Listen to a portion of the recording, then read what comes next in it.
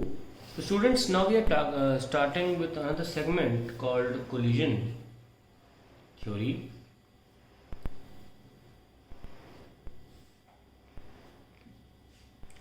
And we'll study about different kinds of collisions and the mechanics behind the collision. Let's first understand what collision is. It is a process of momentum transfer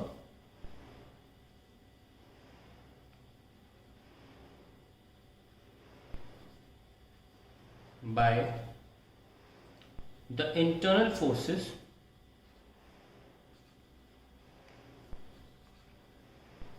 of the system. Suppose I have two charges, both are positively charged, यानी कि similar kind of charges हैं, and इसके पास कुछ velocity है charge की, charge bodies है दोनों, इसके पास कुछ वेलोसिटीज है, और कोलिजन के लिए बहुत ज़रूरी है कि u1 ग्रेटर देन u2 हो, तभी तो ये इसके पास आएगा। तो ये प्राइमरी कंडीशन है कि कोलिजन हो सके ना, क्योंकि दोनों पॉजिटिवली चार्ज है। ये इस पर फोर्स लगाएगा इधर और ये इस पर फोर्स लगाएगा इधर। भाई कौन सा फोर्स होगा? तो चार्ज वाला फोर्स होता है ना, इलेक्ट्रोस्टैटिक फोर्स बोलते हैं इसको। मैं सिर्फ एग्जाम्पल के लिए लिया हूं ये। तो इलेक्ट्रोस्टैटिक फोर्स है, तो ये ऑब्वियसली इसके पास ऑलरेडी कुछ वेलोसिटी है और ये फोर्स भी लग रहा है कि फोर्स रिपल्सिव है, पर बॉडी की वेलोसिटी इसको पास लाती है, और एक पॉइंट ऐसा आएगा जब ये बॉडीज मैक्सिमम एक दूसरे के पास आ पाएंगी, इनकी मिनिमम सेपरेशन पर एक आ जाएंगी, आर मिनिमम। और इसके बाद जो इनके पास अपनी वेलोसिटीज होंगी जिसकी वजह से इनके पास काइनेटिक एनर्जी है, वो फोर्स के सामने हार जाएंगी, या यूँ कहिए कि जो फोर्स की वजह से इनमें दूरी बनी हुई है, अब काइनेटिक एनर्जी उस फर्दर दूरी को और कम नहीं कर सकती, क्योंकि फोर्स तो उल्टे लग रहे हैं ना। तो ये मिनिमम दूरी है इनके पास। दूसरी बात, तो प्लस चार्जेस, जब मैंने आपको पढ़ाया भी है कंजर्वेशन फील्ड में, वर्क डन, पोटेंशियल एनर्जी का राइज, ये सब मैंने टॉपिक पढ़ाए हैं। मैंने क्या बताया था? सिस्टम के साथ कुछ ऐसा करो जो सिस्टम नहीं चाहता, तो आप सिस्टम की पोटेंशियल एनर्जी को बढ़ा रहे हैं।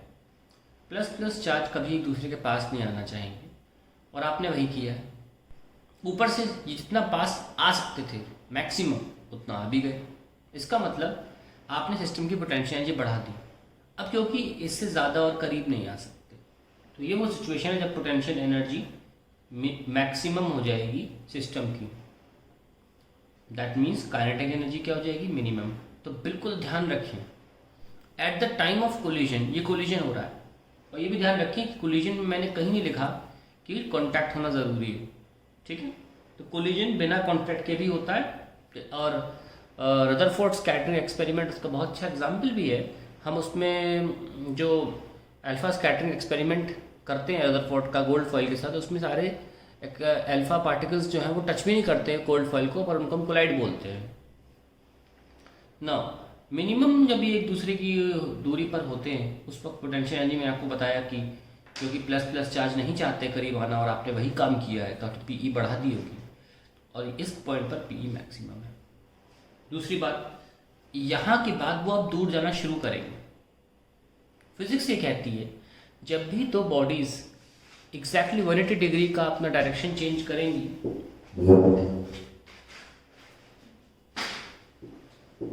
वो बिना जीरो की वेलोसिटी अटेन किए ऐसा नहीं कर सकती। दोनों अपनी वेलोसिटी को जीरो करेंगे, फिर वापस दूर जाएंगे। नाउ ये जो कोलिजन हुआ, ये इंटरनल फोर्सेस की वजह से हुआ,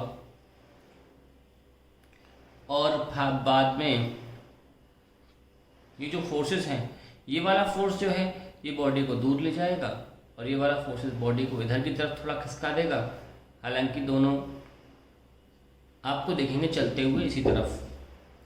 तो फाइनली इसकी जो स्पीड है ये वाली, क्योंकि ये जो फोर्स है ये बॉडी के मोशन के खिलाफ लग रहा है। पीछे बॉडी ऑलरेडी मोशन कहाँ कर रही थी, इधर, पर ये जो फोर्स है इलेक्ट्रोस्टैटिक फोर्स जो बॉडी के खिलाफ लग रहा है अपोजिट में, तो इसकी स्पीड जो है वो धीरे धीरे कम हुई है। फाइनली जो स्पीड है इसकी वो v1 है, और क्योंकि ये वाला फोर्स बॉडी के मोशन के अलॉन्ग ही चल रहा है तो इसकी स्पीड जो होगी वो इंक्रीज हुई होगी।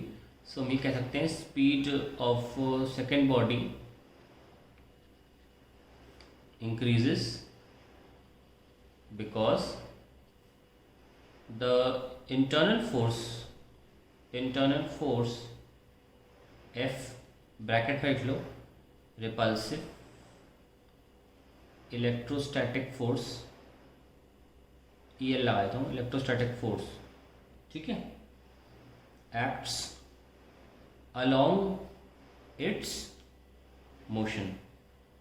तो जब वो मोमेंटम को चेंज करेगा तो एक्सेलरेशन इसी दिशा में करेगा और वेलोसिटी इंक्रीज हो जाएगी। इसकी वेलोसिटी कम हुई है तो obviously u1 greater than u2 situation जो पहले थी, अब सिचुएशन पलट गई है। अब कोलिजन के बाद, ये कोलिजन पॉइंट है जहाँ पे कोलिजन हुआ है, और कोलिजन में हम कुछ इंपॉर्टेंट चीज़ें ये भी जान लें कि दोनों की स्पीड जो होगी वो भी सेम हो जाएगी। बॉडीज जब तक तब तक आती रहेंगी एक साथ जब तक कि दोनों की स्पीड बराबर ना हो जाए। ये बहुत इंपॉर्टेंट पॉइंट है। ये भी लिख देता हूँ कि दोनों की स्पीड, मैं बिल्कुल इंटरमीडिएट को डैश से दिखा देता हूँ, u1 dash equals to u2 dash, ये बराबर हो जाएंगे, इसको u बोल लेते हैं। ये कोलिजन के पॉइंट के दौरान होगा, और यहाँ पे v2 will be greater than v1। So it's a very important explanation. इसमें कुछ चीज़ें इंपॉर्टेंट सीखें कि कोलिजन बिना छुए भी होता है, बिना फिजिकल कांटेक्ट भी होता है। दूसरी इंपॉर्टेंट बात हम लिख लेते हैं, physical contact not necessary for collision.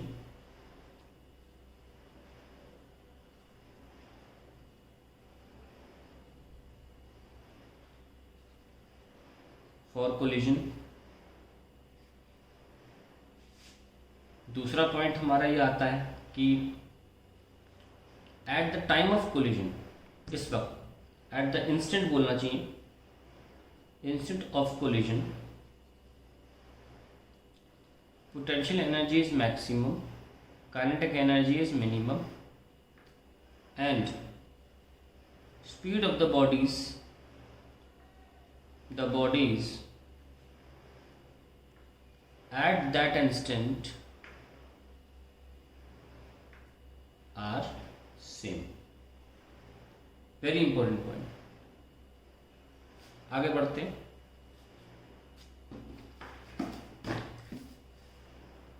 और भी पॉइंट इंपॉर्टेंट लिख लेते हैं इसी में।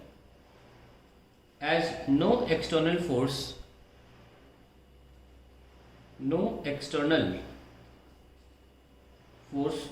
is present in the above case,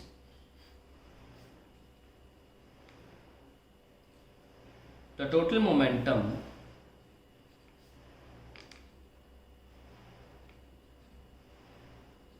of the system remains conserved. So we can write m1 u1 plus m2 u2 is equals to m1 v1 plus m2 v2. Now let's talk about collisions in which bodies come in physical contact. The collisions in which bodies come in physical contact are called impact। Impact बोलते हैं हम, impact collision भी बोल सकते हैं, impact collision. So now we will be studying about the collision in which body will come in physical contact। Generally क्या होता है, स्टूडेंट्स को ये लगता है कि सिर्फ फिजिकल कांटेक्ट में कोलिजन माना जाएगा, क्योंकि किताबों में डेरिवेशन के दौरान वही मेंशन होता है, पर किताबों में भी आप डेरिवेशन डेफिनेशन देखेंगे कोलिजन की तो कहीं भी फिजिकल कांटेक्ट जैसा मेंशन नहीं होगा, और अगर ऐसा मेंशन है तो ऑब्वियसली किताबें फिर वो गलत लिख रही हैं और you should definitely refer a better book. I would always suggest that you either have, it's a must, you should also, or you should have an H.C. Verma. Certain students think H.C. Verma एक tough book है. Yes, when it comes to exercise and when it comes to last 20 questions, that's it. Otherwise H.C. Verma की theory NCERT से आसान है, कम है, और उसके पहले अगर मान लीजिए 50 क्वेश्चन है तो पहले के 70% क्वेश्चन NCERT से भी नीचे लेवल के होते हैं. इट इज़ ओनली लास्ट 30% जो NCERT की लेवल के होते हैं. मैं NCERT की लेवल मतलब NCERT एडिशनल एक्सरसाइज की लेवल की बात कर रहा हूँ. उससे ऊपर नहीं होते H.C. Verma questions. Additional exercise से नीचे ही लेवल के होते हैं या उसके बराबर. H.C. वर्मा किसी भी पॉइंट पर एग्जाम्पलर या एडिशनल एक्सरसाइज पर नहीं जाती. वैरायटी है उसमें बस, लेकिन तो उस किताब से डरे नहीं. और दूसरी आप बोल सकते हैं कि आपको मस्ट है वो भी डेस्टिनी फाइलेटर खरीदनी चाहिए ताकि आप गलत थ्योरी का सेवन ना करें.